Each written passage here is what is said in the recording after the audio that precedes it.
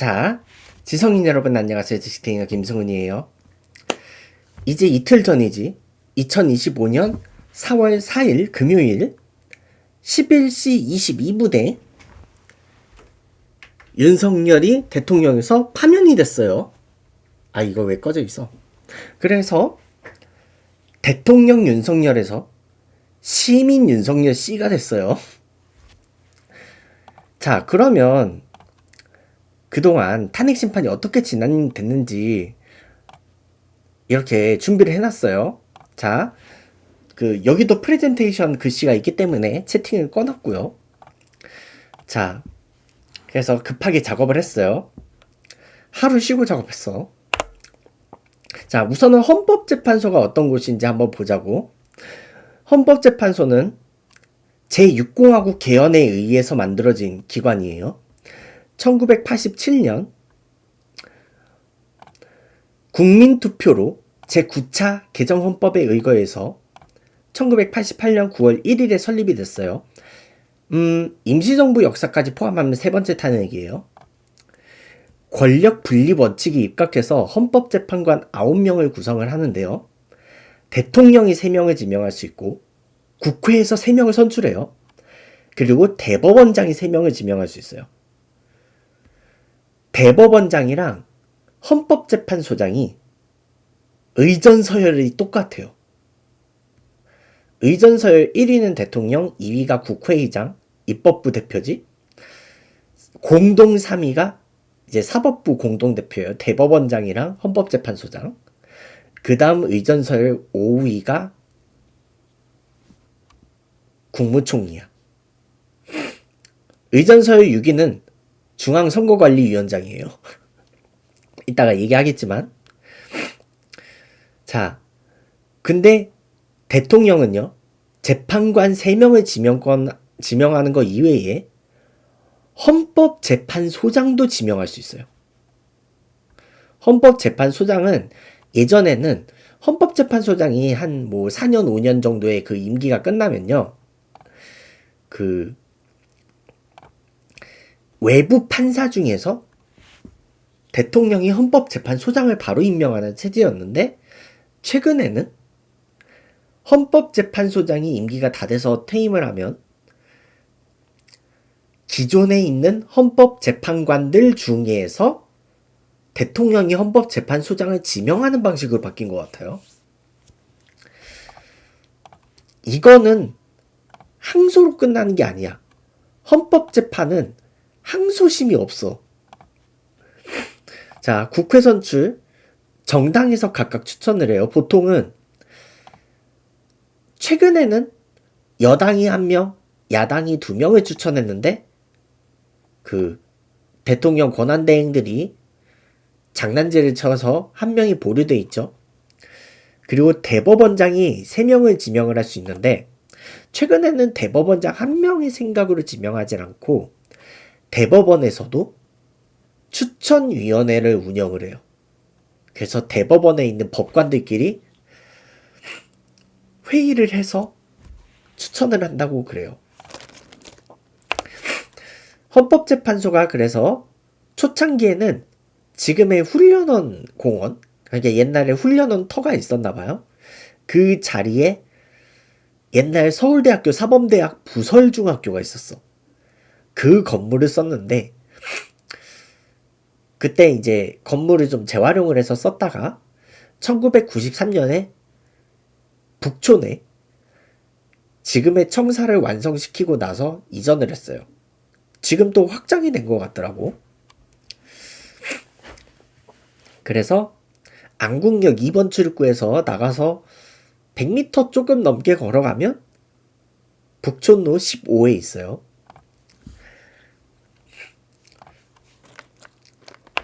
그리고 헌법재판소장, 사법부의 공동대표 예우를 받아요. 대법원장과 동일한 대우를 받아요. 국가의전서열 순위, 아까도 살짝 얘기했지만 대통령 다음에 국회의장이고 그 다음에 대법원장이랑 헌법재판소장이에요. 그 다음이 국무총리. 다만 국회의장은 입법부고 대법원장이랑 헌법재판소장은 사법부니까 행정부의 대표인 국무총리가 대통령 권위일 경우 직무대행이 1순위가 되는 거야. 그 다음에 이제 선거관리위원장 등 국가의전 서열이 있어요. 그리고 헌법재판소장에게는 공관이 제공이 되는데, 뭐 시장도 공관 제공되고 뭐 이러죠. 이 삼청동에 공관촌이 있어요. 국무총리랑 대통령 비서실장도 공관촌이 요 동네에 있었어. 아무래도 청와대에 있던 시절에 공관이 뭐 그쪽에 몰려 있으니 뭐 이해가 되겠지. 뭐 국무총리 같은 경우도 정부 서울청사로 출근하니까. 국무총리는 세종에도 공관이 있는 걸로 알아요. 그리고 헌법재판소, 보통은 전원재판부, 그 헌법재판관이 뭐 몇 명 빠진 상태로 뭐 재판을 하는 날도 있지만, 우선적으로는 헌법재판소장이 총 재판장의 역할을 맡아요. 그러니까 지방법원에서는 재판장 한 명이야. 판사가 한 명인데, 고등법원부터 대법원, 뭐 헌법재판소 이런 데는 재판관이 여러 명이 들어가요. 그래서 고등법원도 법원장, 그리고 대법원도 대법원장이 총 재판장을 맡는 거야. 재판관들끼리 회의할 때도 의장은 헌법재판소장에게 있어요. 소장이니까 그만큼 권한이 크지. 물론 헌법재판관이 그 판사들의 판사 커리어 중에 최종 코스 중에 하나예요. 그러니까 뭐 판사하고 검사는 공무원이야. 변호사는 공무원이 아니에요. 판사랑 검사는 법원이나 검찰 소속 공무원으로 이제 아래부터 경력을 쌓아서 올라가는 거예요. 그래서 뭐 부장검사, 부장판사 이런 거 거쳐서 뭐 지방법원장, 지방검찰청장 이런 거 거쳐서 대검찰청에서 검찰총장, 그리고 대법원에서 대법원장, 그 위에는 법무부 장관밖에 없거든.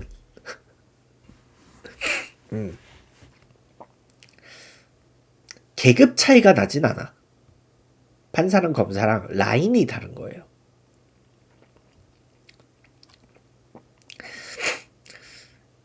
그래서 대통령이 헌법재판소장을 예전에는 다른 판사들 중에서, 어차피 헌법재판관의 임기가 한 5년 정도 된다고 들었거든요. 그 아예 세핑 임기를 맡아서 헌법재판소장을 외부에서 데리고 오는 방식이었어. 헌법재판관 지명하는 것처럼. 근데 최근에는 내부 헌법재판관들 중에서 소장을 대통령이 지명하는 걸로 바뀐 것 같아. 그 이유 중 하나가요. 헌법재판관들 중에서 소장이 퇴임을 하면 다음 헌법재판소장이 임명될 때까지 권한대행이 필요한데, 대부분 그 다음으로 먼저 부임했던 사람이 선임재판관이에요. 사법연수원 기수로 따지는 게 아니고 헌법재판소에 먼저 들어온 재판관이 소장을 대행을 맡아요. 그래서 지금 문영배 재판관이랑 이미선 재판관이 헌법재판소에서 짬밥이 제일 많거든. 그래서 문영배 재판관이 재판소장 권한 대행을 맡고 있는 거야. 근데 그 권한 대행 기간이 길 경우는 재판관 회의를 따로 연대요. 그래서 거기서 선출을 했는데, 아마 문영배 소장 권한 대행이랑 이미선 재판관이 같은 날 들어왔기 때문에 아마 회의를 해서 문영배 재판관이 소장 대행을 맡는 걸로 아마 합의를 했을 거예요. 근데 문영배 현 소장 권한 대행이랑 이미선 재판관은 4월 18일 성금요일에 퇴임할 예정이에요. 그래도 그 전에 윤석열 씨를 파면을 시켜서 다행이야. 현재 헌법재판관 명단 8명, 부임한 순서대로예요. 문영배 재판관, 사법연수원 18기 출신이고, 그리고 현재 권한대행, 이미선 재판관 26기, 두 재판관은 2019년 4월 19일 문재인 전 대통령이 지명을 했어요.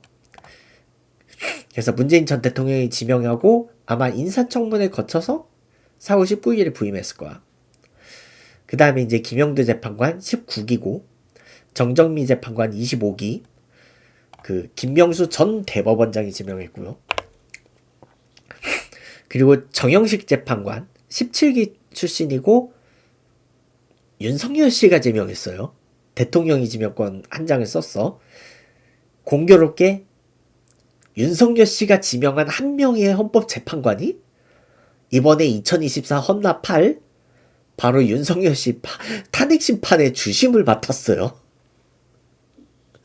공교롭게 참 기이한 운명이야. 그리고 김복현 재판관, 이 사람은 현 조희대 대법원장이 지명을 한 재판관이에요. 계엄 터지기 전에 부임했네. 그 다음에 이번에 1월 1일에 부임한 2명의 헌법재판관이 조한창, 정계선 재판관이에요. 조한창 재판관을 국민의힘이 추천을 했고, 정계선 재판관이 더민주가 추천했어. 그리고 더민주에서 한 명을 더 추천했는데, 한덕수 국무총리는 요 두 사람을 다 거부권을 썼고요. 세 사람 다. 그리고 최상목 경제부총리는 이 두 사람은 통과시켰어요. 아니, 더민주가 의석이 더 많으니까 야당에서 2명 추천한 거야. 야당이 의석이 더 많으니까. 나름 비례로 한 거야. 그래서 2024 헌납 8 대통령 윤석열 탄핵 심판, 2024년 12월 14일 토요일, 이날 탄핵소추안이 가결되면서 청구가 됐고요. 선고는 4월 4일 금요일 11시에 시작해서 11시 23분에 마치겠습니다 하고 끝났어요. 청구인은 원칙적으로 국회예요. 그래서 원래 청구인은 청구 소추위원 단장 1명이 원칙이지만 사실 소추위원 단위 구성이 돼 있죠. 현재 국제법제사법위원장이 정청래 의원이에요. 국회에서 각 분과들이 있어요. 위원회들이 있어요. 장르마다.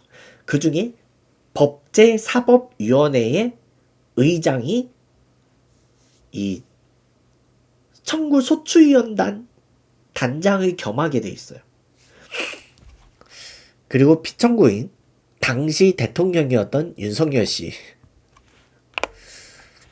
그리고 이제 재판장은 당연히 재판소장이 맡기 때문에 문영배 헌법재판소장 권한대행이 맡았고요. 수명재판관, 이미선 정영식 재판관이 맡았고, 주심은 정영식 재판관이 맡았어요. 그래서 참여는 이렇게 8명이 했어요. 8명 모두 참여했고, 부임 순서대로 적어 놓은 거예요. 자, 사건의 발단 계기는 당연히 12.3 계엄이었지. 2024년 12월 3일 화요일 밤 윤석열 씨가 비상계엄을 선포하면서 12월 4일 수요일 새벽 국회가 비상계엄 해제 요구안건을 가결을 했어요. 그리고 이 계엄을 터뜨린 것 자체로 탄핵소추가 될 수 있기 때문에 12월 7일 토요일 저녁에 국회에서 탄핵소추안을 올렸는데 이날이 정기국회 끝나는 날이었을 거예요. 근데 국힘 의원들이 3명 빼고 다 빠져서 200명이 안 돼서 표결 불성립이 돼버렸어요. 내가 이날은 서울에 없어서 이날은 여의도로 못 갔거든요. 근데 내가 지방에서 서울로 올라오는 열차를 타고 오는데 한 세종쯤 지날 때 밖에 눈이 오는 거야. 그 눈이 얼마나 서글펐는지 몰라요. 그리고 다음 주, 이날은 나도 일 보고 여의도를 갔어요. 12월 14일 토요일 오후에 임시국회를 열어서 탄핵소추안을 가결을 시켰어요. 가 204표, 가 204표 할 때, 와! 그거 나 쇼츠로 올린 영상 있죠? 부 85표, 기권 3표, 무효 8표로서 가결되었음을 선포합니다. 했죠. 그리고 12월 14일 18시 15분에 정청래 의원이 이 탄핵소추안 가결된 이 서류를 들고 헌법재판소에 송달을 했어요. 사건 번호 2024 헌나 8로 접수가 됐고, 그리고 19시 24분에는 대통령실로 송달이 되면서 뭐 직접 받지는 않았다는데 받은 걸로 처리했대요. 윤석열 씨가 대통령 권한행사가 정지가 되고 한덕수 국무총리가 권한대행 직무를 시작했지. 물론 중간에 국무총리 탄핵 여기는 이 헌나 9기 때문에 여기에는 적지 않았어요. 2024년 12월 27일 1차 변론 준비 기일이 있었고, 2024년 12월 31일에 최상목 경제부총리가 헌법재판관 2명을 추가 임명을 했어요. 원래는 국회에서 3명 추천했는데 한덕수 국무총리가 거부권. 그래서 국무총리 탄핵시키고 최상목 경제부총리가 대통령 권한대행 직무를 이어받았는데, 근데 최상목 씨도 지금 탄핵소추안은 올라가 있어요. 아직 표결을 안 했어. 응? 최상목 씨도 갖고 놀았죠. 응? 지금 아직 마흔역 재판관 임명 안 했지. 탄핵 사유예요. 이것도. 물론 그 한덕수 총리는 기각이 된 이유 중 하나가 계엄에 직접 관여를 안 해서, 그래서 기각되기는 했어.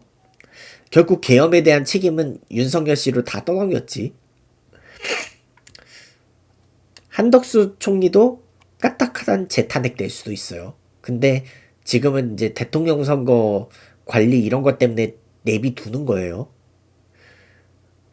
어쨌든 최상목은 이제 국무총리 대통령 권한대행에선 내려왔기 때문에 경제부총리 탄핵으로 다시 올라갈 수는 있어.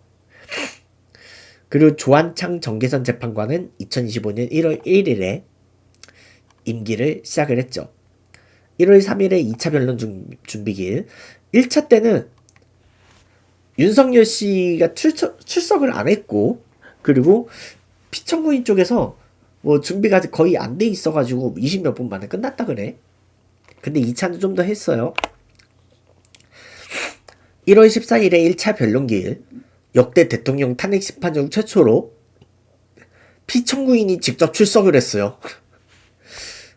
그리고 그 변론 기일 동안 정말 우리 국민들은 귀를 몇 번이나 씻고 싶을 정도로 윤석열 씨의 궤변을 들어야만 했어요. 진짜 욕하고 싶었어. 1월 16일 2차 변론기일, 1월 22일에 3차 변론기일, 1월 23일에 4차 변론기일이 있었고, 2월 4일에 5차. 1월이 변론기일이 별로 없었던 이유 중 하나는 설날 연휴가 있었기 때문이지. 2월 6일 6차 변론기일, 2월 11일 7차 변론기일, 2월 14일 8차, 2월 18일 9차, 2월 20일 10차, 2월 25일 11차 변론기일 및 최후 변론. 윤석열 씨가 얼마짜리 준비했더라? 하여간 그 최후 변론 진짜 뭐가 뭔 내용인지 하나도 이해가 안 되는, 시간만 잡아먹는 가독성 제로의 그 최후 변론이 있었어요. 풀 영상이 있어. 이후 헌법재판관들의 비공개 평의가 진행이 됐고요. 2025년 4월 4일 금요일 11시에 선고를 했어요. 재판관 8인의 일치된 의견으로 피청구인을 파면을 했어요. 자, 이렇게 타임라인이 있었고, 자, 그러면 청구인 쪽 누구누구가 참여했는지 한번 볼게요. 대한민국 국회에 탄핵 소추위원단이 11명이 있었어요.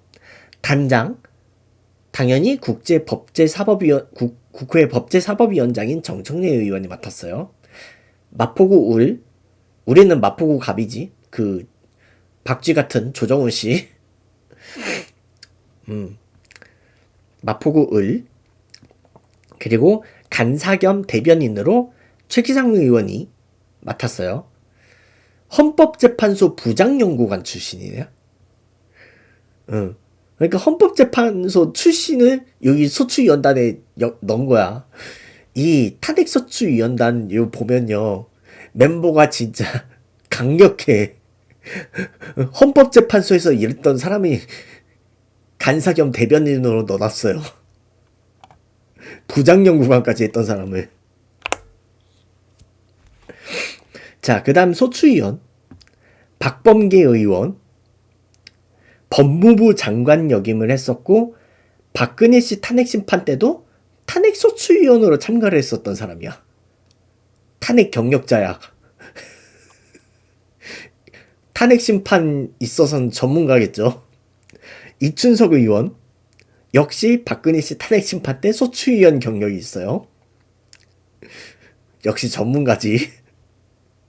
이성윤 의원 고검 검사장까지 했던 사람이야. 박균택 의원 법무연수원장 출신이고요. 김기표 의원 특수일부 수석검사를 했었던 사람이에요. 박선원 의원 국가정보원 차장까지 했었던 사람이고, 이용우 의원, 이 사람은 이제 사법시험이라고는 안 하고 이제 변호사 시험으로 바뀌었나 봐요. 그래서 변호사 시험 2회, 그러니까 그 1기, 2기 이런 거 있잖아요. 변호사 시험 2회 때 변호사가 된 이용우 의원이 있고요. 그 다음에 박은정 의원, 조국혁신당 비례의원이에요. 광주에서 부장검사를 한 적이 있어요. 그리고 이 소추위원 중에 막내 천하람 원내대표가 있어요. 개혁신당 원내대표.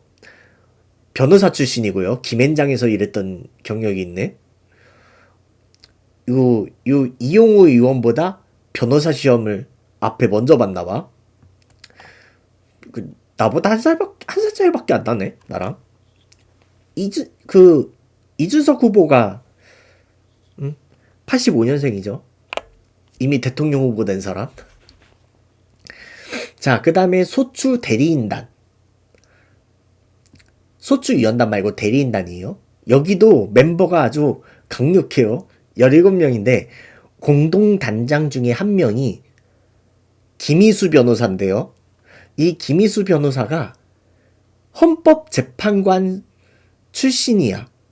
헌법재판소장 권한대행까지 한 적이 있고요. 특히 박근혜 탄핵 심판 때 헌법재판관 9명 중에 한 명이었어요. 이 사람은. 그야말로 전문가야. 탄핵 심판 전문가야. 재판관까지 했던 사람이야. 그 다음에 송도한 변호사. 이 사람도 헌법재판소장 권한대행을 했었던 적이 있고 국가인권위원장을 역임을 했었어요. 이광범 변호사. 법무법인 LKBM 파트너스 대표래요. 이 사람은 이명박 정부 때 내곡동 사저 매입을 했던 거 진상규명 특검 출신이야. 이명박 특검 출신이에요. 그 다음에 실무총괄 김진환 변호사. 헌법연구관 출신이에요. 역시 헌법재판소 근무 이력이지. 그 다음에 소추 대리인에는 이제 박혁 변호사, 이원재 변호사, 김남준 변호사, 장순옥 변호사, 권영빈 변호사, 서상범 변호사, 이금규 변호사. 이 사람도 박근혜 탄핵 심판 때 소추 대리인 했던 사람이에요. 김정민 변호사, 김선희 변호사, 김영권 변호사, 성관정 변호사, 전영호 변호사, 황영민 변호사. 이렇게 아주 강력한 변호인단을 꾸렸고요. 그래서 청구인 쪽에서는 더불어민주당, 조국혁신당, 개혁신당이 여기 소추인단에 참여를 했어요. 그 국민의힘도 배정은 해줬대. 왜냐면 박근혜 탄핵 심판 때도 청구인 쪽에 권성동 의원이 있었어. 응? 근데 이번에 국힘이 빠졌어요. 그리고 소추 대리인단 중에서 공동대표 3명 중에 2명이 헌법재판소장 권한대행까지 했었던 사람이고, 특히 김희수 변호사는 박근혜 씨 탄핵심판 판사 경력이 있어요. 그리고 한 명은 내곡동 사저 특검 경력이 있고, 그리고 실무총괄은 헌법연구관 출신이고, 소추 대리인 중에 2명이 박근혜 씨 탄핵심판에 참여했었던 그야말로 전문가들이 응? 탄핵하는 전문가들이 배정이 된 거야. 멤버를 잘 짰어요. 그리고 소추연단 보면요. 자, 박범계 의원, 법무장관 당시 윤석열 전 검찰총장이랑 의견이 많이 안 맞았어요. 특히 박범계 의원은요. 윤석열 씨랑 사법연수원 동기예요. 23기. 어? 여러분 외워두세요. 사법연수원 전설의 23기. 윤석열 기수야. 23기. 그리고 박은정, 이성윤 의원은 검찰 시절 윤석열 직무 배제 논란에서 윤석열을 공격했던 위치에 있어요. 특히 박은정 의원은 윤석열 전 검찰총장 징계에 참여를 했던 사람이에요. 그래서였는지 모르겠는데 윤석열 씨가 대통령이 된 이후 이 2사람은 제22대 국회의원 선거 전 검사에서 잘렸어요. 그래서 국회의원이 됐어. 자, 그 다음에 이성윤 의원은 중앙지방검찰청장 당시 역시 윤석열 씨랑 의견이 안 맞았고요. 자, 천하람 원내대표는 국민의힘 소속일 때 그 윤석열파가 아니었어요. 그래서 이준석 씨하고 함께 탈당을 하고 지금은 이제 국회의원이 되면서 개혁신당 원내대표가 됐어요. 자, 이제 피청구인 쪽 대통령 변호인단 21명의 멤버를 보겠어요. 자, 우선 황교안 씨 법무장관, 국무총리 출신이고 대통령 권한대행을 한 적이 있어요. 그때는 대통령 권한대행이라 참가를 못했는데 이번에는 피청구인 쪽 변호인단으로 참가를 했어요. 황교안 씨는. 그 정상명 씨. 내가 이 사람들한테 왜 변호사라고 안 붙이고 왜 씨라고 붙일까요? 응? 내란 우두머리를 왜 변호를 해? 응? 응? 정상명 씨, 검찰총장 법무차관을 역임한 적이 있고, 김홍일 씨, 부산고검 검사장 출신이고요. 송혜은 씨, 서부지검 검사장 출신, 윤곽근 씨, 대구고검 검사장 출신, 석동현 씨, 서울 동부지검 검사장 출신, 조대현 씨, 헌법재판관 출신이네요. 근데 왜 일로 갔니? 배보윤 씨, 헌법재판소 공보관이랑 비서실장을 맡은 적이 있어요. 최거훈 씨, 국회의장의 비서실장을 맡은 적이 있어요. 자, 그 다음에 차기환 씨, 서성건 씨는 박근혜 탄핵 심판 때 박근혜 씨 변호인이었어요.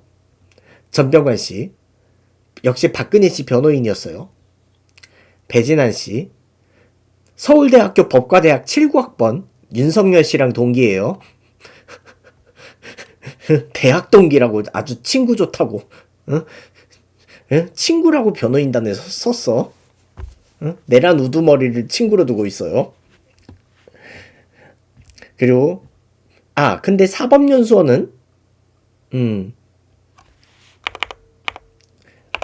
사법연수원은 이 배진환 씨가 선배네. 윤석열 씨는 23기인데 구수에서 23기 구수에서 23기로 들어갔는데 이 배진환 씨는 20기로 들어가서 이제 법조인으로는 선배야.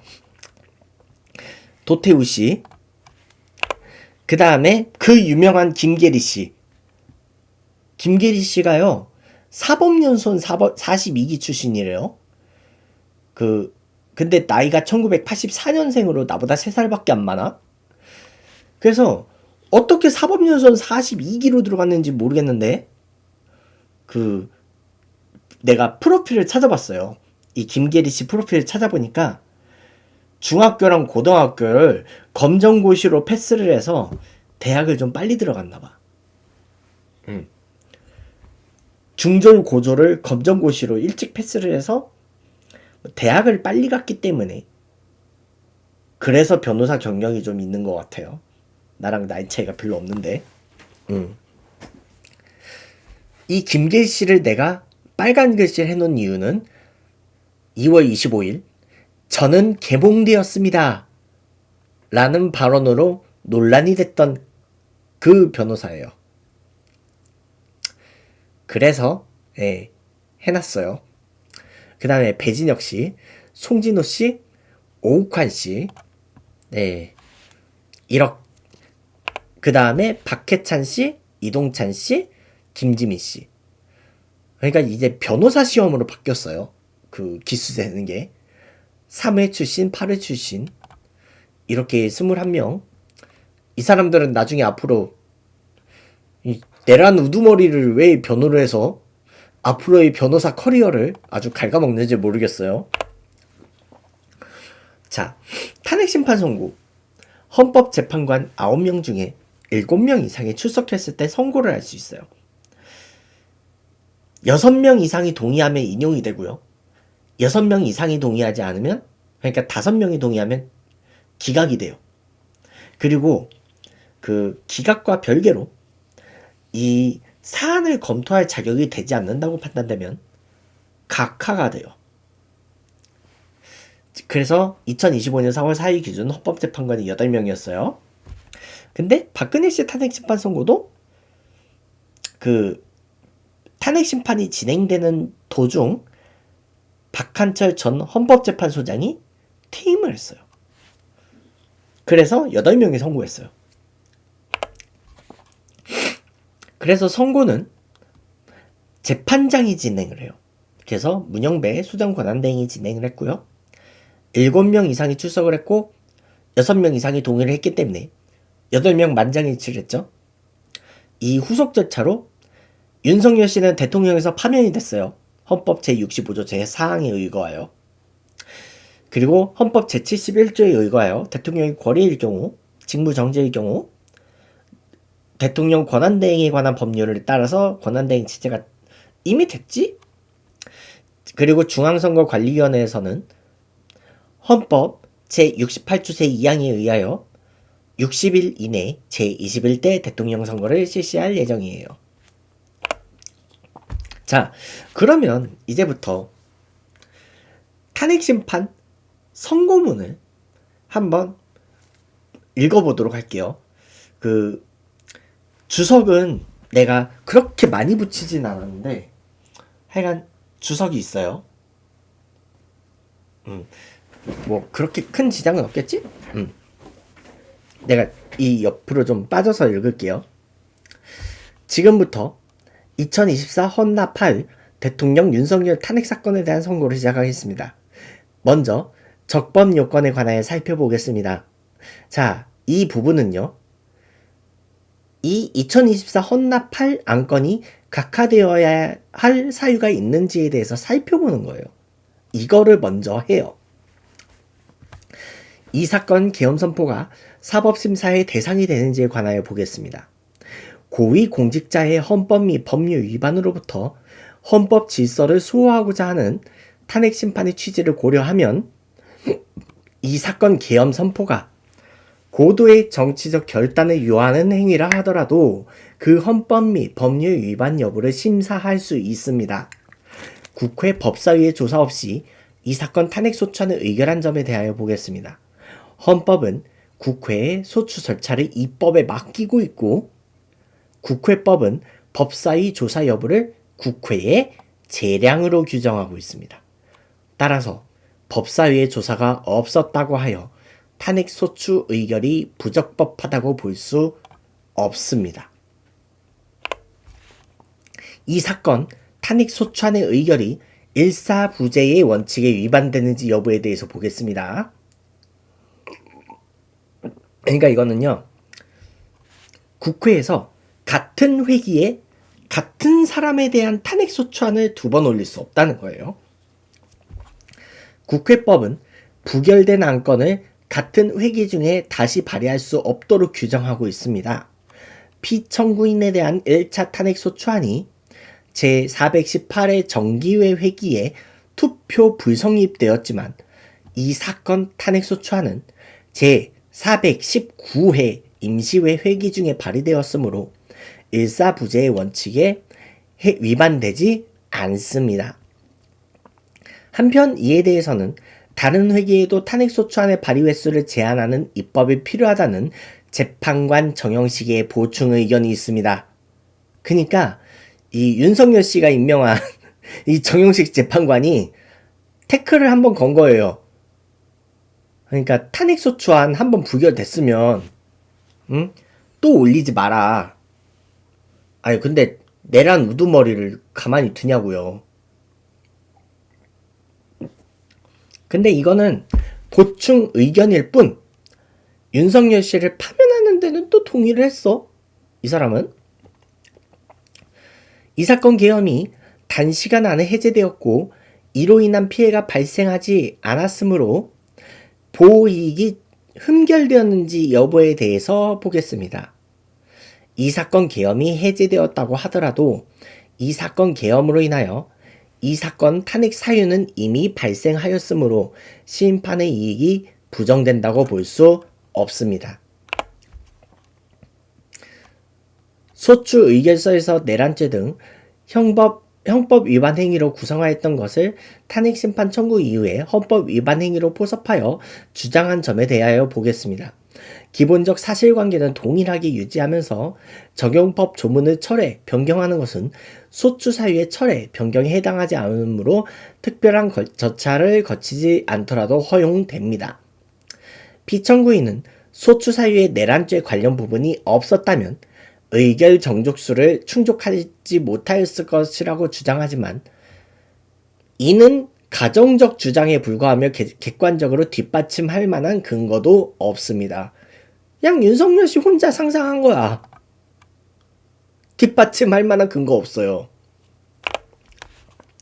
대통령의 지위를 탈취하기 위하여 탄핵소추권을 남용하였다는 주장에 대하여 보겠습니다. 이 사건 탄핵소추안의 의결 과정이 적법하고 피소추자의 헌법 또는 법률 위반이 일정 수준 이상 소명되었으므로 탄핵소추권이 남용되었다고 볼 수 없습니다. 그렇다면 이 사건 탄핵심판 청구는 적법합니다. 헌법 또는 법률 위반이 일정 선을 넘었다는 거예요. 그러게 누가 계엄 선포하래? 탄핵심판 청구가 적법함으로 각하되어야 할 사유는 여기서 사라졌어요. 한편 증거 법칙과 관련하여 탄핵심판 절차에서 형사소송법상 전문 법칙을 완화하여 적용할 수 있다는 재판관 이미선, 김형두의 보충 의견과 탄핵심판 절차에서 앞으로는 전문 법칙을 보다 엄격하게 적용할 필요가 있다는 재판관 김복형, 조한창의 보충 의견이 있습니다. 그러니까 완화하여 적용할 수 있다는 쪽은 그 약간 진보 성향 쪽의 재판관인 것 같고요. 보다 엄격하게 적용할 필요가 있다는 재판관은 보수적인 재판관인 것 같아요. 뭐 어디까지나 이거는 내 뇌피셜이에요. 다음으로 피청구인이 직무집행에 있어 헌법이나 법률을 위반하였는지 피청구인의 법 위반 행위가 피청구인을 파면할 만큼 중대한 것인지에 관하여 살펴보겠습니다. 자, 이제부터는 소추 사유 마다 인용할 가치가 있는지 기각할 만할 내용인지 한번 보는 거예요. 우선 소추 사유별로 살펴보겠습니다. 첫째, 이 사건 계엄 선포에 관하여 보겠습니다. 첫 번째 건이 꽤 길어요. 헌법 및 계엄법에 따르면 비상계엄 선포의 실체적 요건 중 하나는 전시, 사변 또는 이에 준하는 국가 비상사태로 적과 교전 상태에 있거나 사회 질서가 극도로 교란되어 행정 및 사법 기능의 수행이 현저히 곤란한 상황이 현실적으로 발생하여야 한다는 것입니다. 피청구인은 야당이 다수 의석을 차지한 국회의 이례적인 탄핵 소추 추진, 일방적인 입법권 행사 및 예산 삭감 시도 등의 전횡으로 인하여 위와 같은 중대한 위기사항이 발생하였다고 주장합니다. 피청구인의 취임 후 이 사건 계엄 선포 전까지 국회는 행안부 장관, 검사, 방통위원장, 감사위원장 등에 대하여 총 22건의 탄핵 소추안을 발의하였습니다. 많이 했네. 2024년에만 탄핵 소추안이 9건이 올라갔거든요. 이는 국회가 탄핵 소추 사유의 위헌, 위법성에 대해 숙고하지 않은 채 법 위반의 의혹에만 근거하여 탄핵 심판 제도를 정부에 대한 정치적 압박 수단으로 이용했다는 우려를 낳았습니다. 그러나 이 사건 계엄 선포 당시에는 검사 1인 및 방통위 위원장에 대한 탄핵 심판 절차만이 진행 중이었습니다. 피청구인이 야당이 일방적으로 통과시켜 문제가 있다고 주장하는 법률안들은 피청구인이 제의를 요구하거나 공포를 보류하여 그 효력이 발생되지 않은 상태였습니다. 2025년도 예산안은 2024년 예산을 집행하고 있었던 이 사건 계엄 선포 당시 상황에 어떠한 영향을 미칠 수 없고 위 예산안에 대하여 국회 예결특위의 의결이 있었을 뿐 본회의의 의결이 있었던 것도 아닙니다. 따라서 국회의 탄핵소추, 입법, 예산안 심의 등의 권한 행사가 이 사건 계엄 선포 당시 중대한 위기 상황을 현실적으로 발생시켰다고 볼 수 없습니다. 국회의 권한 행사가 위법, 부당하더라도 헌법재판소의 탄핵심판, 피청구인의 법률안 제의 요구 등 평상시의 권력 행사 방법으로 대처할 수 있으므로 국가 긴급권의 행사를 정당화할 수 없습니다. 계엄이 정당하지 않다는 얘기예요. 피청구인은 부정선거 의혹을 해소하기 위하여 이 사건 계엄을 선포하였다고도 주장합니다. 그러나 어떠한 의혹이 있다는 것만으로 중대한 위기 상황이 현실적으로 발생하였다고 볼 수는 없습니다. 또한 중앙선관위는 제22대 국회의원 선거 전에 보안 취약점에 대하여 대부분 조치하였다고 발표하였으며 사전, 우편 투표함 보관 장소 CCTV 영상을 24시간 공개하고 개표 과정에 수검표 제도를 도입하는 등 대책을 마련하였다는 점에서도 피청구인의 주장은 타당하다고 볼 수 없습니다. 이제 부정선거 없다는 거예요. 결국 피청구인이 주장하는 사정을 모두 고려하더라도 피청구인의 판단을 객관적으로 정당화할 수 있을 정도의 위기 상황이 이 사건 계엄 선포 당시 존재하였다고 볼 수 없습니다. 헌법과 계엄법은 비상계엄 선포의 실체적 요건으로 병력으로서 군사상의 필요에 응하거나 공공의 안녕 질서를 유지할 필요와 목적이 있을 것을 요구하고 있습니다. 그런데 피청구인이 주장하는 국회의 권한 행사로 인한 국정 마비 상태나 부정선거 의혹은 정치적, 제도적, 사법적 수단을 통하여 해결해야 할 문제이지 병력을 동원하여 해결할 수 있는 것이 아닙니다. 그러니까 얘기해요. 너 계엄 왜 했어? 헌법재판관들이 지금 다 얘기하고 있는 거예요. 계엄 왜 했냐? 피청구인은 이 사건 계엄이 야당의 전횡과 국정위기 상황을 국민에게 알리기 위한 경고성 계엄 또는 호소형 계엄이라고 주장하지만 이는 계엄법이 정한 계엄 선포의 목적이 아닙니다. 또한 피청구인은 계엄 선포에 그치지 아니하고 군경을 동원하여 국회의 권한 행사를 방해하는 등 헌법 및 법률 위반 행위로 나아갔으므로 경고성 또는 호소형 계엄이라는 피청구인의 주장을 받아들일 수 없습니다. 그렇다면 이 사건 계엄 선포는 비상계엄 선포의 실체적 요건을 위반한 것입니다. 위헌이란 얘기예요. 다음으로 이 사건 계엄 선포가 절차적 요건을 준수하였는지에 관하여 보겠습니다. 계엄 선포 및 계엄 사령관 임명은 국무회의의 심의를 거쳐야 합니다. 피청구인이 이 사건 계엄을 선포하기 직전에 국무총리 및 9명의 국무위원에게 계엄 선포의 취지를 간략히 설명할 사실은 인정됩니다. 그래, 취지 설명했어. 했다 쳐. 그러나 피청구인은 계엄 사령관 등 이 사건 계엄의 구체적인 내용을 설명하지 않았고 다른 구성원들에게 의견을 진술할 기회를 부여하지 않은 점을 고려하면 이 사건 계엄 선포에 관한 심의가 이루어졌다고 보기도 어렵습니다. 심의 안 한 거 아니야? 이런 거예요. 그 외에도 피청구인은 국무총리와 관계 국무위원이 비상계엄 선포문에 부서하지 않았음에도 이 사건 계엄을 선포하였고, 그러니까 국무위원들은 안 된다고 한 거야. 근데 선포한 거야. 그 시행일시, 시행지역 및 계엄사령관은 공고하지 않았으며 지체 없이 국회에 통과하지도 않았으므로 헌법 및 계엄법이 정한 비상계엄 선포의 절차적 요건을 위반하였습니다. 분명 법에는 선포했을 때 지체 없이 국회에 통과하라고 나왔어요. 내가 전에 컨텐츠 했죠? 계엄 컨텐츠 했죠?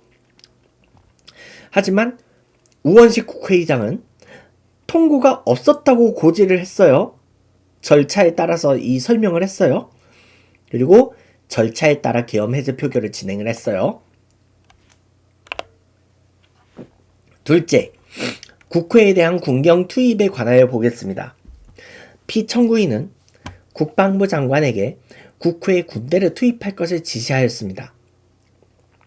이에 군인들은 헬기 등을 이용하여 국회의 경내로 진입하였고 일부는 유리창을 깨고 본관 내부로 들어가기도 하였습니다. 피청구인은 육군 특수전 사령관 등에게 의결 정족수가 채워지지 않은 것 같으니 문을 부수고 들어가서 안에 있는 인원들을 끄집어내라 는 등의 지시를 하였습니다.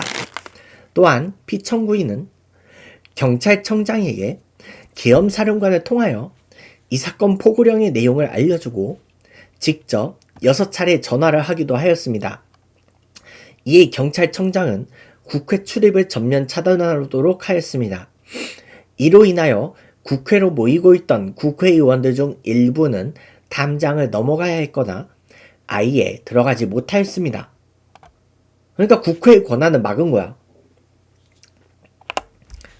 한편 국방부 장관은 필요시 체포할 목적으로 국군 방첩사령관에게 국회의장, 각 정당 대표 등 14명의 위치를 확인하라고 지시하였습니다. 피청구인은 국가정보원 1차장에게 전화하여 국군 방첩사령부를 지원하라고 하였고 국군 방첩사령관은 국가정보원 1차장에게 위 사람들에 대한 위치 확인을 요청하였습니다. 이와 같이 피청구인은 군경을 투입하여 국회의원의 국회 출입을 통제하는 한편 이들을 끌어내라고 지시함으로써 국회의 권한 행사를 방해하였으므로 국회에 계엄 해제 요구권을 부여한 헌법 조항을 위반하였고 국회의원의 심의 표결권, 불체포 특권을 침해하였습니다. 위법했다는 거예요. 그래서 두 번째 조항도 위법이야. 또한 각 정당의 대표 등에 대한 위치 확인 시도에 관여함으로써 정당 활동의 자유를 침해하였습니다. 피청구인은 국회의 권한 행사를 막는 등 정치적 목적으로 병력을 투입함으로써 국가 안전 보장과 국토 방위를 사명으로 하여 나라를 위해 봉사하여 온 군인들이 일반 시민과 대치하도록 만들었습니다. 이에 피청구인은 국군의 정치적 중립성을 침해하고 헌법에 따른 국군 통수 의무를 위반하였습니다. 두 번째 항도 제대로 위반했다는 거예요. 셋째, 이 사건 포고령 발령에 관하여 보겠습니다. 피청구인은 이 사건 포고령을 통하여 국회, 지방의회, 정당의 활동을 금지함으로써 국회의 계엄 해제 요구권을 부여한 헌법조항, 정당제도를 규정한 헌법조항 대의민주주의 권력 분립 원칙을 위반하였습니다. 비상계엄하에서 기본권을 제한하기 위한 요건을 정한 헌법 및 계엄법 조항, 영장주의를 위반하여 국민의 정치적 기본권, 단체행동권, 직업의 자유를 침해하였습니다. 자, 세 번째 건도 위반이에요. 넷째, 중앙선관위에 대한 압수수색에 관하여 보겠습니다. 피청구인은 국방부 장관에게 병력을 동원하여 선관위의 전산 시스템을 점검하라고 지시하였습니다. 이에 따라 중앙선관위 청사에 투입된 병력은 출입 통제를 하면서 당직자들의 휴대전화를 압수하고 전산 시스템을 촬영하였습니다. 이는 선관위에 대하여 영장 없이 압수수색을 하도록 하여 영장주의를 위반한 것이자 선관위의 독립성을 침해한 것입니다. 네 번째 건도 위반이야. 다섯째, 법조인에 대한 위치 확인 시도에 관하여 보겠습니다. 이거는 이제 헌법재판관들도 부들부들 했을 거예요. 앞서 말씀드린 바와 같이 피청구인은 필요시 체포할 목적으로 행해진 위치 확인 시도에 관여하였는데 그 대상에는 퇴임한 지 얼마 되지 않은 전 대법원장 및 전 대법관도 포함되어 있었습니다. 이는 현직 법관들로 하여금 언제든지 행정부에 의한 체포 대상이 될 수 있다는 압력을 받게 하므로 사법권의 독립을 침해한 것입니다. 침해했대요. 위법이야.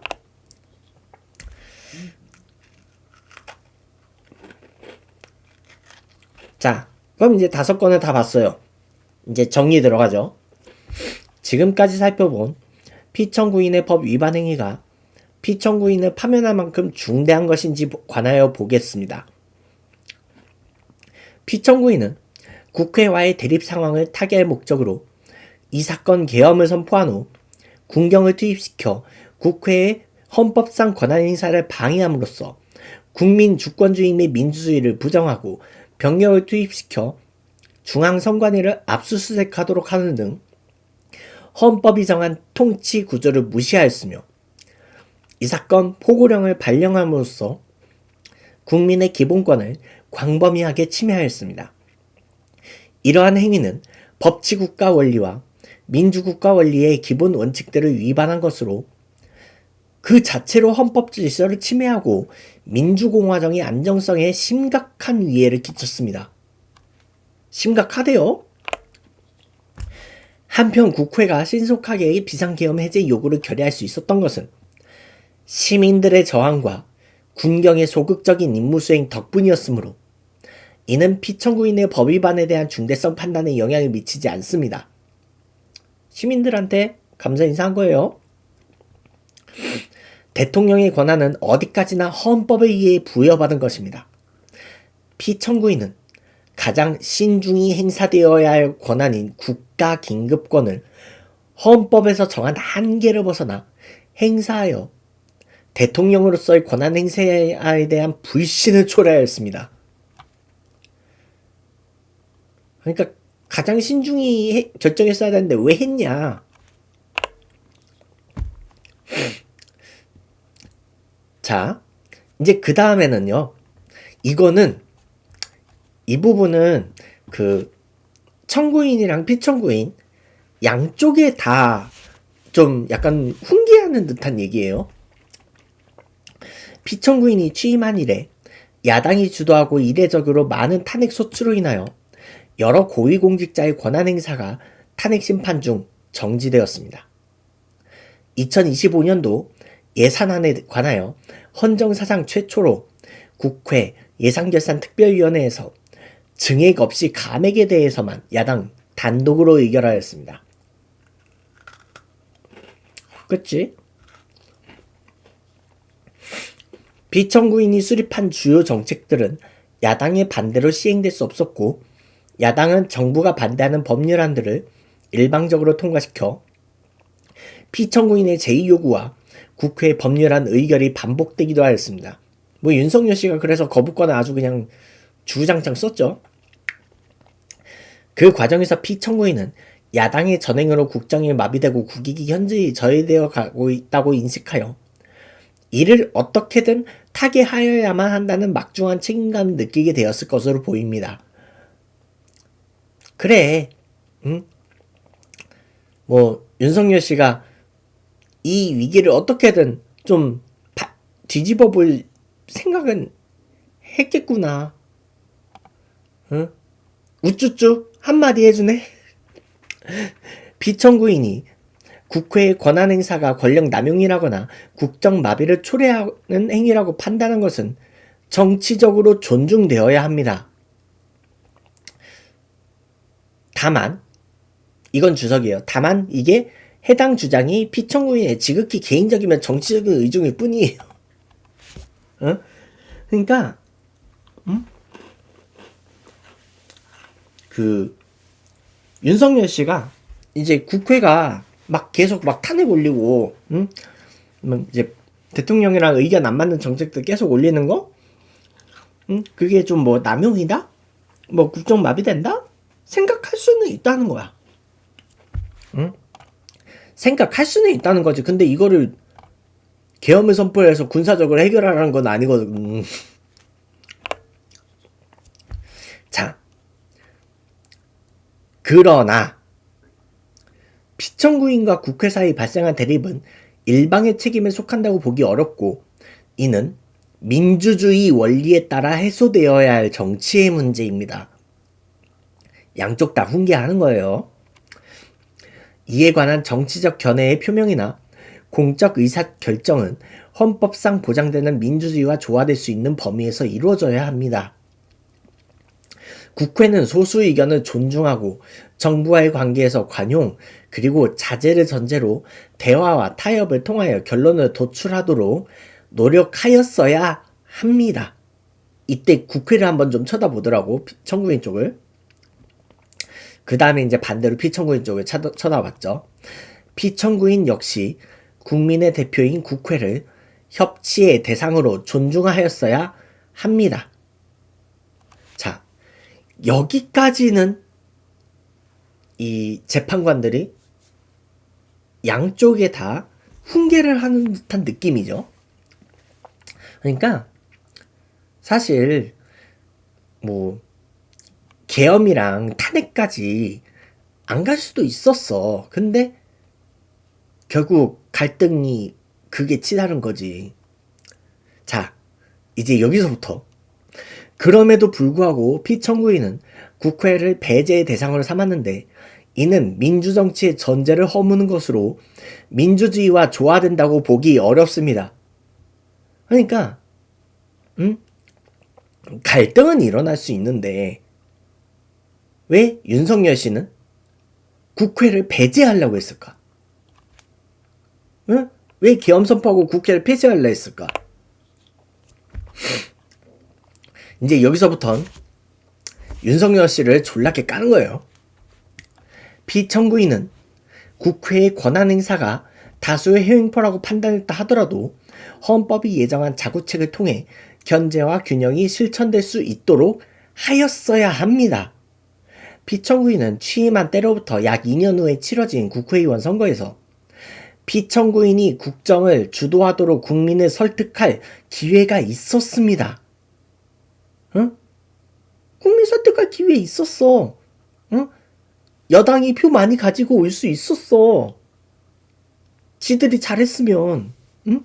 근데 국힘이 잘했냐고요. 못했잖아.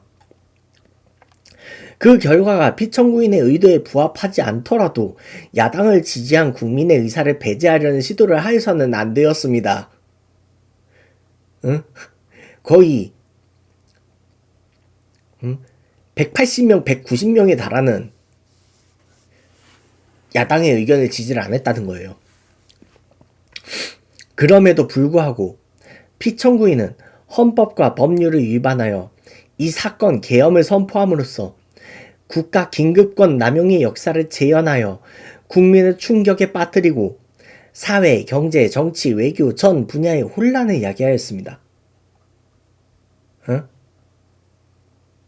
그러니까 이 국가 긴급권 남용의 역사, 이거 국민들한테 PTSD 있는 거거든, 계엄은. 응? 근데도 왜 이렇게 혼란을 야기했냐 이거야. 응?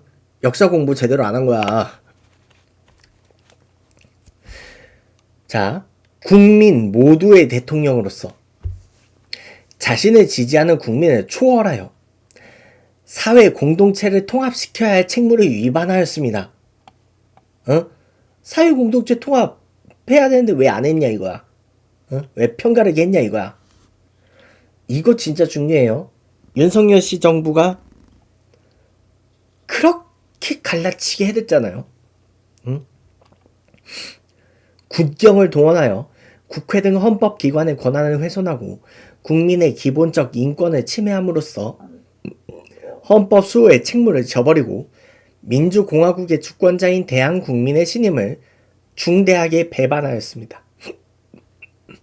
결국 피청구인의 위법 행위는 국민의 신임을 배반한 것으로 헌법 수호의 관점에서 용납될 수 없는 중대한 법 위반 행위에 해당합니다.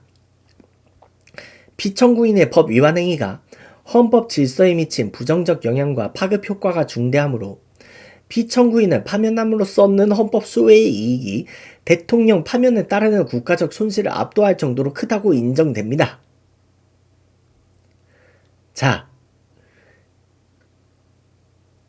여기서부터, 그러니까 이 문장부터는 그 박근혜 씨 파면할 때랑 문장이 토시 하나도 안 틀리고 거의 비슷해. 피청구인의 위법 행위 여기부터 박근혜 씨 파면할 때 문장이랑 거의 비슷해요. 그때도 얘기했거든. 피청구인을 파면함으로써 얻는 헌법 수호의 이익이 대통령 파면에 따르는 국가적 손실보다 훨씬 많대요. 응? 그러니까 파면해야 된다. 파면하는 게 낫다. 여태까지 의견 정리가 끝났고요. 자, 그래서 이제 주문. 이에 재판관 전원의 일치되는 의견으로 주문을 선고합니다. 탄핵 사건이므로 선고 시각을 확인하겠습니다. 지금 시각은 오전 11시 22분입니다. 내가 잠깐 이 고개를 돌린 이유가 시계를 좀 보려고 했더니 앞에서 서기가 22분이라고 알려줬어요. 주문. 이제 카메라 봐야지. 피청구인 대통령 윤석열을 파면한다. 마치겠습니다. 타이밍까지. 이 파면한다 한 다음에 속으로 에휴 다 했다. 그리고 이제 마치겠습니다 한 다음에 씩 웃으면서 일어나시더라고.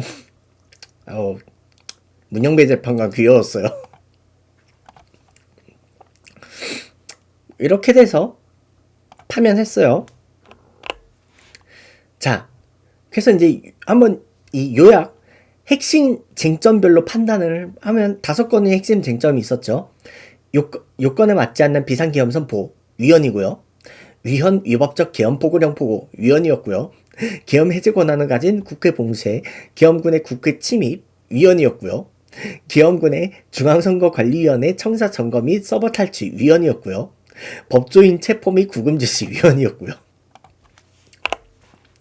자, 박근혜 씨 탄핵 심판 때랑 비교하면요. 박근혜 씨 탄핵 심판 때 만장일치로 파면이 됐기는 했는데 일부 쟁점에 대해서는 피청구인의 편을 들어주기는 했어요.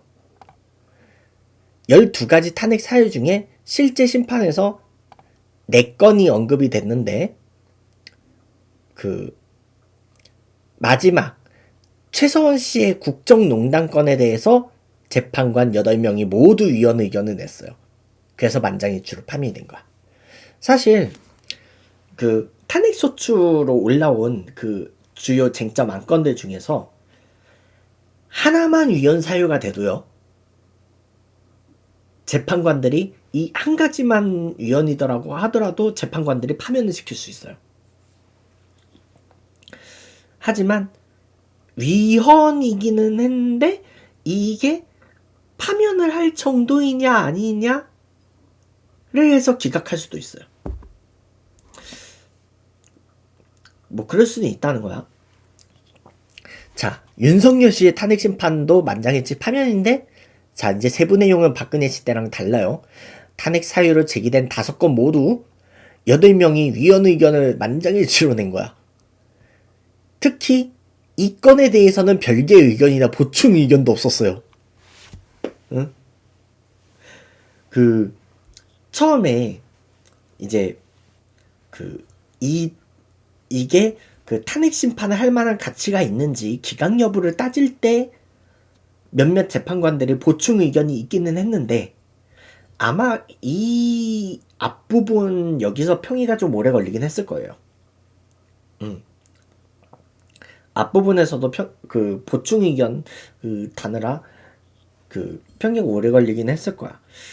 정작 이 쟁점 보는 건에 대해서는 뭐 각종 언론이나 뭐 찌라시 이런 데서 얘기했던 뭐 7대1, 6대2, 뭐 5대3, 뭐 4대4 뭐 이런 그딴 거 없었단 얘기야.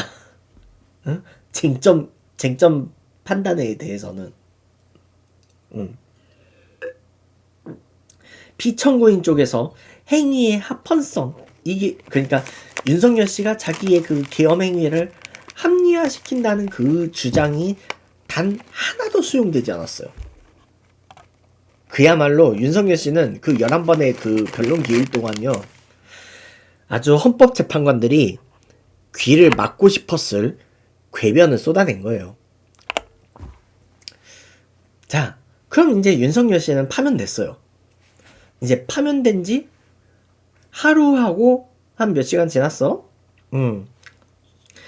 파면 결정 이후 시민이 된 윤석열 씨는 이제 대통령 관저에서 퇴거해야 돼요.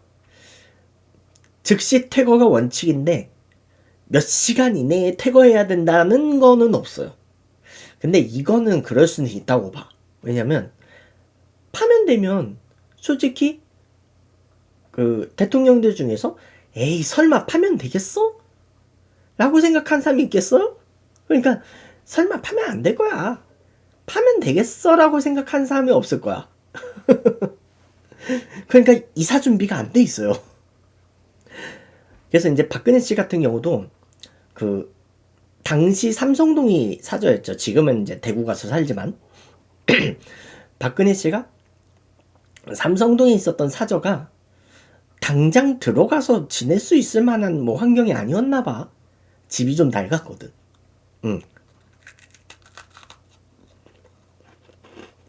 어쨌든 박근혜 씨는 청와대에서 짐 정리를 한 다음에 사흘 뒤인 월요일에 나왔어요. 뭐 그렇다 쳐. 주말 동안 짐 싸고 월요일에 나왔다 쳐.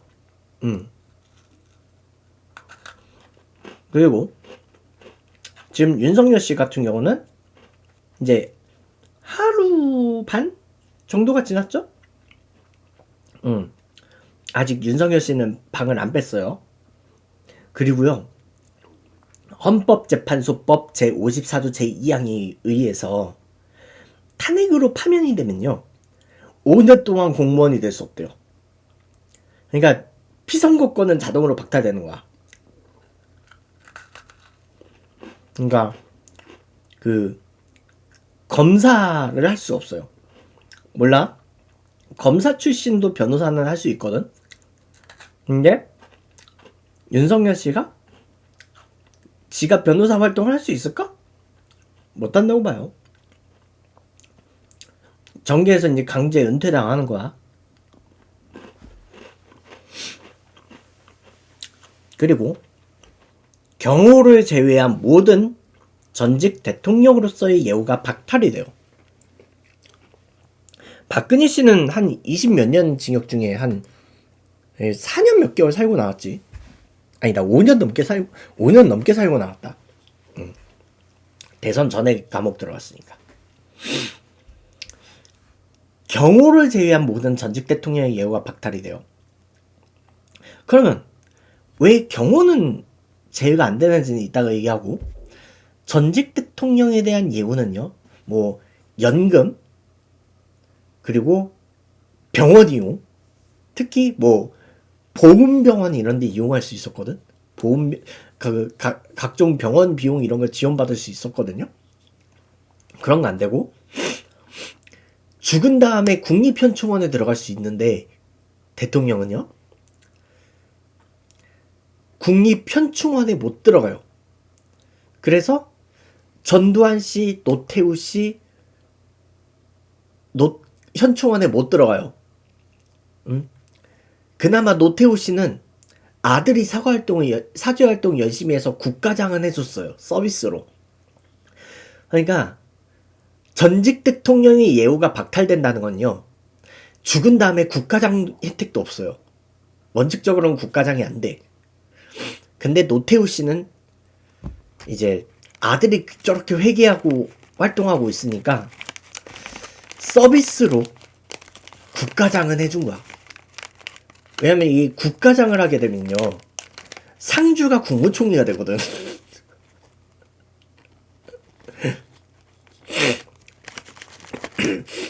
하여간 노태우 씨는 국가장은 해줬어.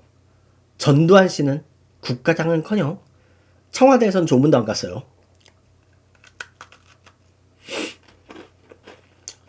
그리고 계속 국가장도 안 되고 현충원도 못 가요. 그래서 제6공화국에서 역대 대통령 중에 현충원에 들어간 사람은 김대중 전 대통령이랑 김영삼 전 대통령밖에 없어요. 노무현 전 대통령의 경우는요, 본인이 그 현충원에 묻히기를 원하지 않았어요. 그 유서에. 그래서 봉하마을에 있죠? 노무현 전 대통령은 봉하마을에 모셨지? 그 다음에 이명박 씨, 박근혜 씨 둘 다 실형을 살았죠? 이명박 씨는 퇴임 이후 실형을 살았고, 박근혜 씨는 탄핵으로 파면됐기 때문에, 그리고 윤석열 씨도 탄핵으로 파면됐고 지금 내란 우두머리로 조사를 받기 때문에 국립현충원에 갈 수 없어요. 뭐 죽은 다음에 지옥으로 가겠지? 그리고 이제 전직 대통령을 위한 사무실이 제공이 되는데 이것도 안 되고요. 비서 제공도 안 돼요. 이게 다 박탈돼. 대통령 기념사업 이런 거 없어요. 전직 대통령들은 기념사업을 할 수 있는데 이런 거 못해요. 그리고 자, 그럼 경호는 해준다고 했어요. 그러면 왜 경호는 해주냐 하면요, 대통령으로 재임하는 동안 국가 기밀을 다 들었을 거 아니야. 머릿속에 있을 거 아니에요. 근데 만약에 잡혔다가 국가 기밀 폭로해봐요. 그럼 국가 보안이, 국가 안보에 문제가 생겨요.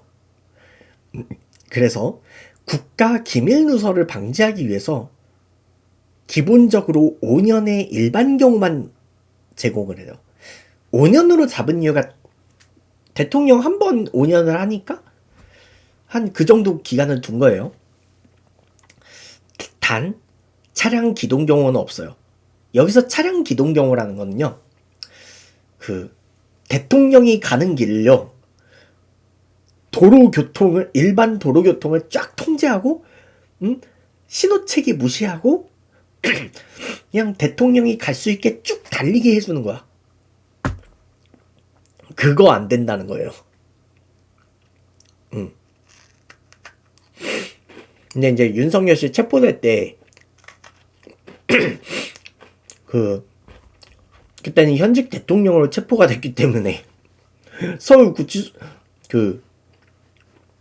공수처랑 서울구치소까지 가는 길을 그렇게 쫙 통제를 시켜놓고 간 거지. 이제 그런 거 없다 이거야. 이제 차량 기동 경고는 안 돼요.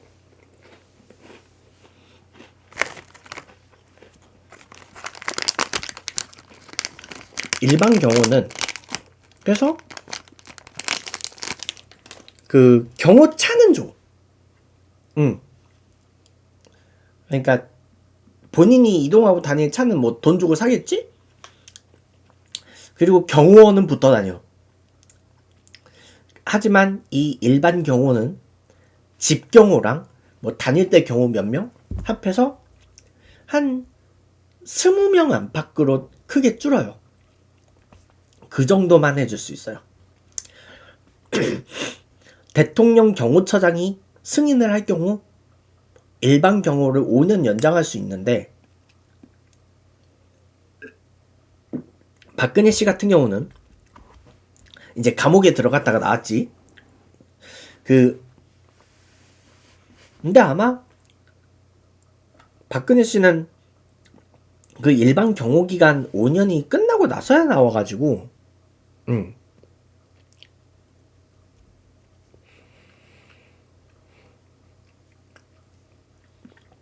그래서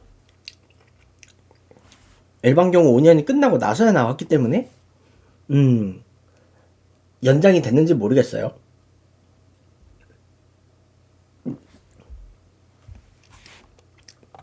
그래서 이제 앞으로 윤석열 씨는 전직 대통령이 아니고요.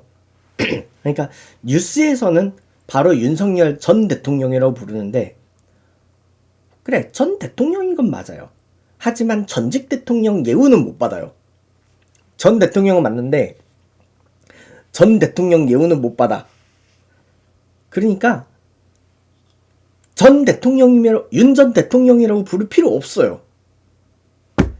윤석열 씨라고 부르는 게 맞아요. 언론에서 전두환 씨, 노태우 씨라고 부르는 언론사들 있죠? 그게 맞아요. 이명박도 이명박 씨라고 부르는 게 맞고요. 박근혜도 박근혜 씨라고 부르는 게 맞아요. 그래서 근데 나는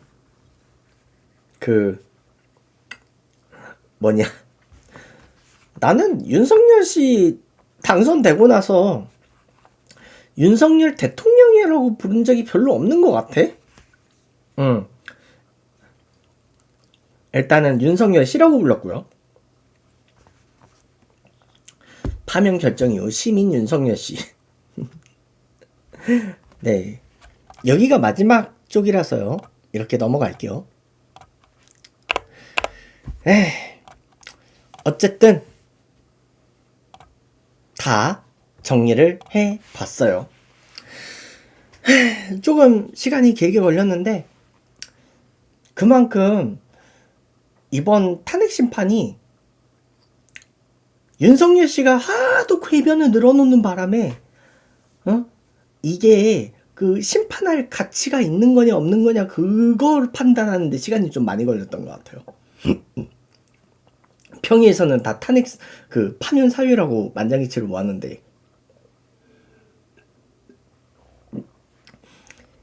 12.3 계엄이 선포된 날로부터 정확히 123일째 되는 날이 4월 4일이었어요. 그리고 오전 11시 22분에 파면 선고가 났어요. 그리고 이건 TMI인데 윤석열 씨가 세례를 받은 적이 있어요. 세례명이 암브로시오예요. 그리고 원래 암브로시오가요, 암브로시오 성인 축일이 12월이거든요. 그런데 암브로시오 성인이 원래 죽은 날이 4월 4일이래요. 그런데 암브로시오 성인이 죽은 해에 그때의 4월 4일이 암브로시오 성인의 축일로 지정되지 못한 이유가 있어요. 보통 성인들의 축일이나 기념일은 죽은 날로 기념일이 되거든요. 탄생 기념일이 아니면 그 보통 죽거나 순교한 날, 그 죽은 날로 기념일이 되는데, 그 김대건 안드레아 성인 같은 경우도 개인 기념일이 7월 5일이에요. 예전에는 대축일이었다가 순교 성인 기념일로 7월 5일은 기념일로 내려갔고, 대신에 9월 20일이 103일 성인 공동 대축일이기 때문에 그걸 남겨둔 거야. 그런데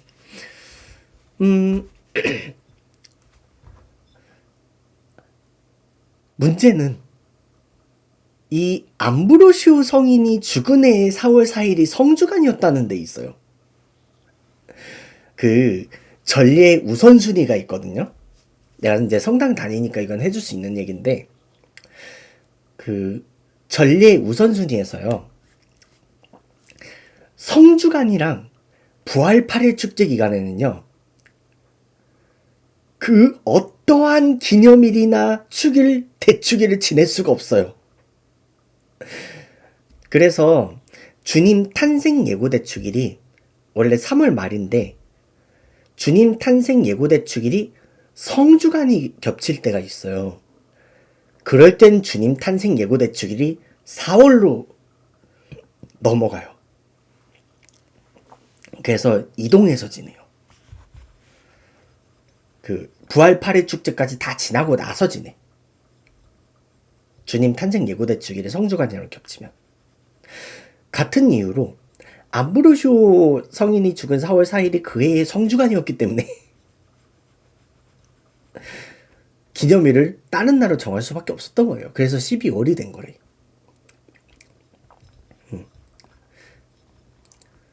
성탄 8일 축제 같은 경우는요, 다른 기념일 지낼 수 있어요.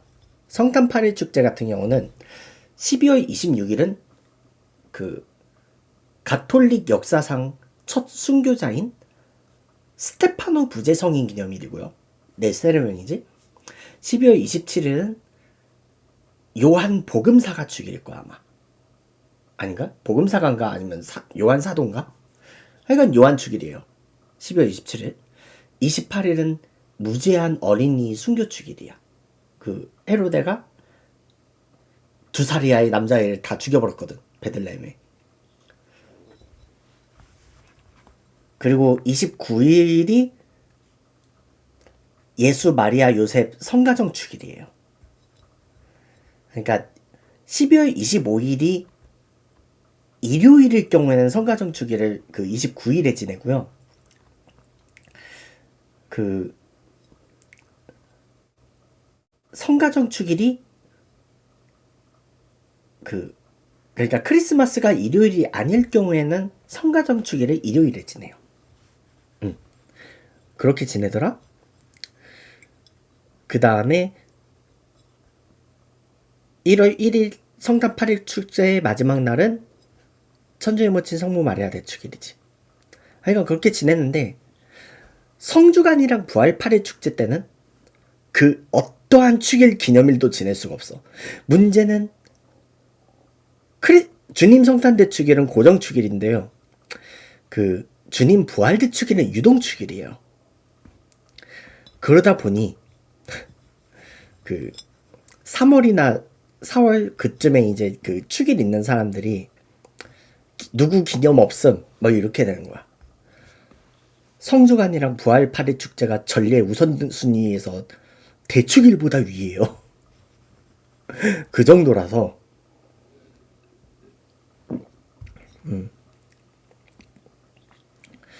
그렇기 때문에 암브로시오 성인의 축일이 4월 4일이 아니게 된 거야.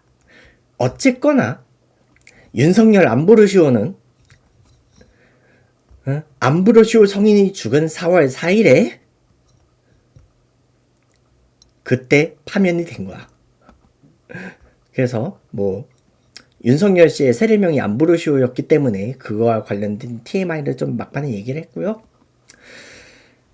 그래서 오늘 윤석열 씨의 탄핵 심판 과정을 한번 결산해보는 컨텐츠를 오늘 했어요. 좀 시간이 오래 걸렸죠. 개헌 터지고 123일이나 걸렸어. 물론 진짜 헌법재판관들이 고생 많이 한 거는 알아요. 근데 내 생각은 그래. 너무 늦었어.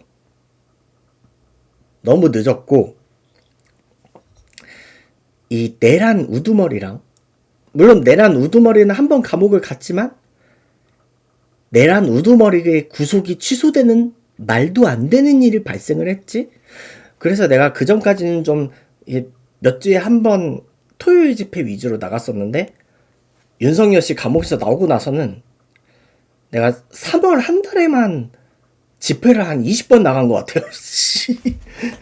3월 8일부터 3월 8일부터 그 4월 3일 그때까지 집회 장소, 농성 장소 거기만 한 합해서 20번 나간 것 같아. 그때만. 진짜 뭐 덕분에 남태령도 가보고 덕분에 남태령 고깃길도 가보고 참 별의별 경험을 다 해봤는데, 에휴, 진짜 8년 전에 박근혜 씨가 파면됐을 때도 진짜 우리나라 헌정 역사에서 국민들이 대통령 잘못 뽑아서 이런 일이 비극이 발생했잖아요. 국민들한테 책임이 없는 게 아니에요. 그런 사람을 뽑지 않도록 사람 보는 눈이 있어야 되는데, 선거할 때 사람을 잘 봐야 되는데, 오죽하면 문재인 전 대통령이 첫 번째 대선 때 슬로건 내건 게 사람이 먼저다잖아요. 개인적으로 나는 그 사람이 먼저다가 마음에 들었거든요. 물론 졌지만 그렇게 됐고요. 그래서 진짜 사람이 중요한 것 같아. 근데 이제 또 걱정되는 건 그거예요. 그렇게 해서 우린 윤석열 씨를 파면시켰어요. 그런데 그럼에도 불구하고 2달 뒤에 대통령 선거에서 또 국민의힘 찍는 사람들 있을 거란 말이에요. 그 사람들을 진짜 제일 짜증나. 또 국민의힘 찍는 사람들.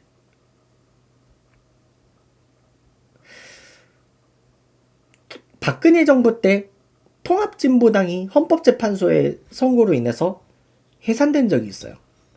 그 통합진보당이 해산돼서 지금 정의당, 진보당, 뭐 녹색당, 뭐 이런 여러 정당으로 쪼개졌죠. 국민의힘도 그렇게 강제로 해산시켜야 될 여지는 있다고 봐요. 물론 정당 해산이 되면요, 지역구 의원들은 이제 그 정당 소속에서 이제 빠져나오는 그냥 무소속 의원이 되는 거고요. 비례대표 의원들은 당에서 제명되지 않는 한, 당에서 제명되면 비례의원들은 무소속으로라도 의원직을 유지할 수 있거든요. 근데 정당이 해산이 되면 비례의원들은 의원직을 잃어버려요. 그렇게 되는데 진짜 제일 걱정되는 건 그거야. 2달 뒤 대통령 선거에서 또 국민의힘 찍는 사람들 생길 거라고. 그게 제일 걱정이 돼요. 물론 이번에 국민의힘에서 어떤 후보가 나오더라도 내가 보기에는 이재명 대표를 못 이길 것 같은데 이재명 대표가 이제 곧 당대표 물러날 거라고 하죠. 대선 준비를 위해서. 그러니까 아마 당원에 그렇게 돼 있을 거야. 대통령 선거 경선에 나오려면 당대표 물러나야 되니까.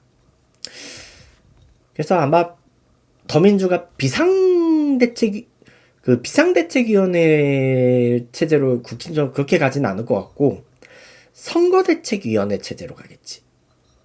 비상대책위원장 뽑지 않고 아마 선거대책위원장을 선출하지 않을까 싶어요.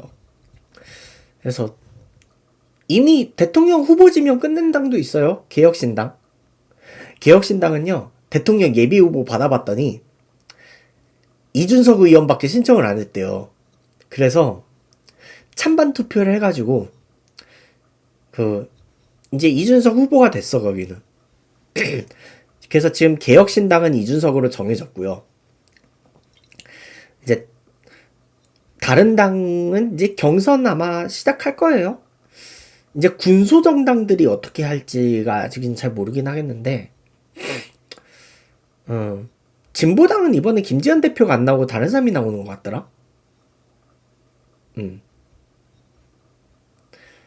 그래서 아마 군소정당들은 뭐 단일화하거나 후보 못 내거나 뭐 그런 경우가 있는데, 글쎄요, 조국혁신당이 만약에 이제 조국 전 대표가 구속이 안 됐으면 나왔겠죠. 근데 지금 감옥에 있어서 조국 전 대표는 출마를 못해요.